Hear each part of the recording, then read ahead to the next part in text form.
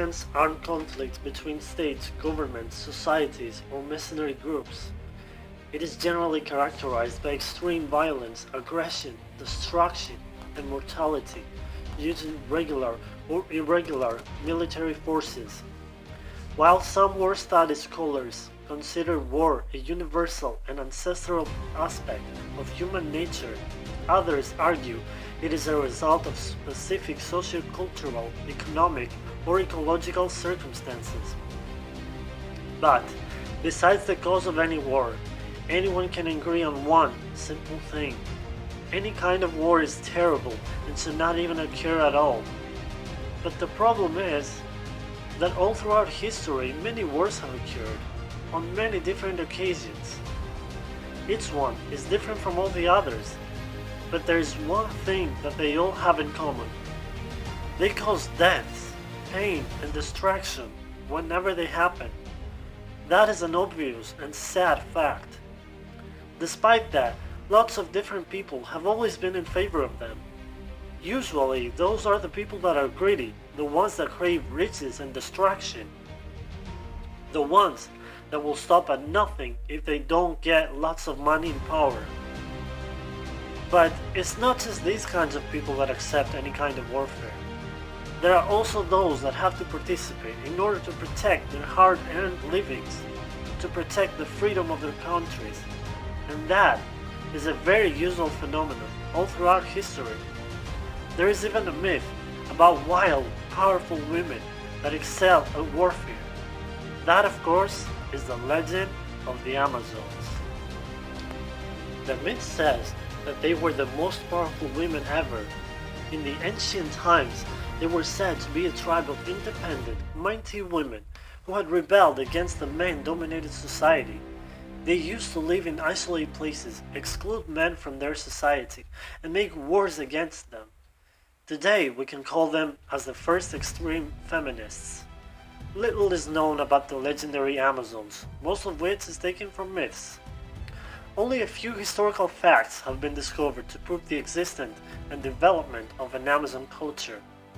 Some believe that they were just a fable told to comfort the oppressed women of the antiquity. Others say it is a fable that shows the superior of manhood, as in any battle between men and women, men seem to win. Another interesting point is that the legend of the Amazons appears in myths of many tribes. Whatever the case, the truth is that this ancient story has captivated many historians, writers, filmmakers, and has intrigued the mind of all people. The myth says that they lived in the city of Themyscira of the river Thermodon in Asia Minor, and they were a race of mighty warrior women. Their society was governed strictly and exclusively by women, providing a fascinating contrast to the male-dominated society of the ancient times. Men were not allowed to become members in their society unless it was for the specific purpose of mating or for slavery. Perhaps this is why Homer describes them in the Iliad as women who go to war like men, and Herodotus uses the term androctones for them, which means killers of men. They indeed lived like soldiers, and their life purpose was to make wars against men.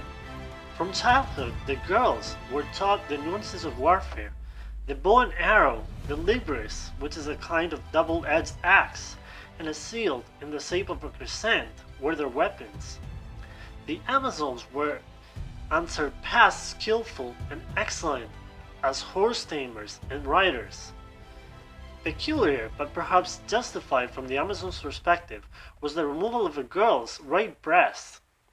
While still a girl, the right breast will be cauterized using a searing hot bronze tool.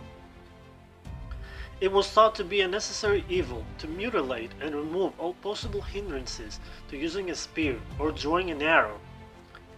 This practice may have attributed them the name Amazons from the classical Greek word amazoi, which translates to either breastless, full-breasted, or not-touching men.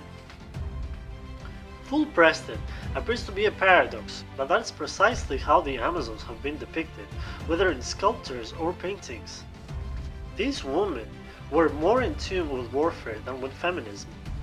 An Amazon was not allowed to get married because they thought it to be a kind of slavery to a man. However, to carry on their race, they would very often mate with men from nearby societies or with handsome prisoners of war. Once their purpose was fulfilled, the prisoners would be used as slaves or killed.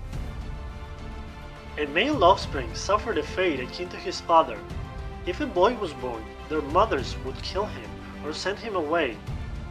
Sometimes he was kept alive to grow up and be used for sexual pleasure or as a provider of human seed.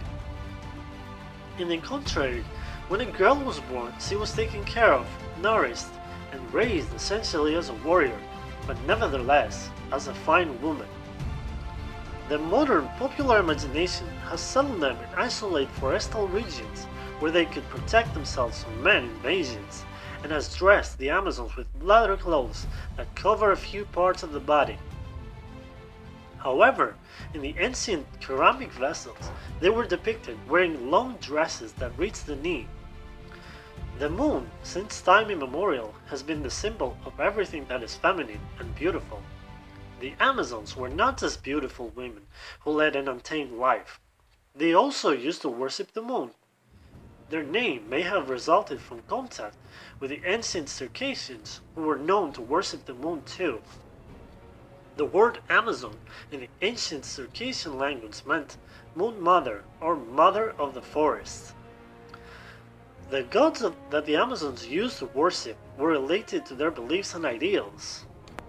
God Ares was certainly male, but yet he was honored by the Amazons as the god of war, since their life was devoted to fighting. Artemis, the female goddess of war, was also honored as the goddess of the hunt, childbirth, and nature. In fact, Artemis may have been a more cultivated representation of an Amazon type of woman, as she was believed to be virgin and fierce. Cybele was also another protector of the Amazons, as she used to be worshipped as the goddess of the moon, the symbol of the Amazons, and fertility. The origins of the Amazons are still unknown, and whether they existed at all or not is under a heavy shroud of doubt.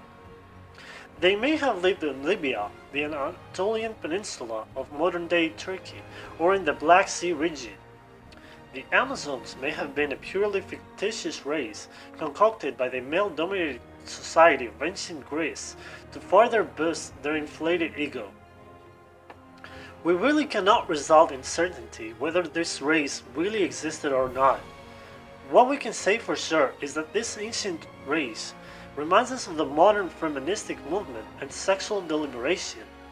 The beliefs and practices of the feminists reflect on the ideas of the Amazons, just a milder point of view. The bottom of both theories, however, is common. Women would like to take revenge on their degrading situation in a society dominated by men and the suppression they have been suffering for centuries. This idea seems to be as old as the creation of society, and only in the recent decades have the women managed to obtain some rights and be declared equal to men. However, have in mind that this happens only in Western societies. There are communities around the world where women still live with this feeling of suppression and suffer under the domination of men. Maybe these women have never heard of the mighty Amazons.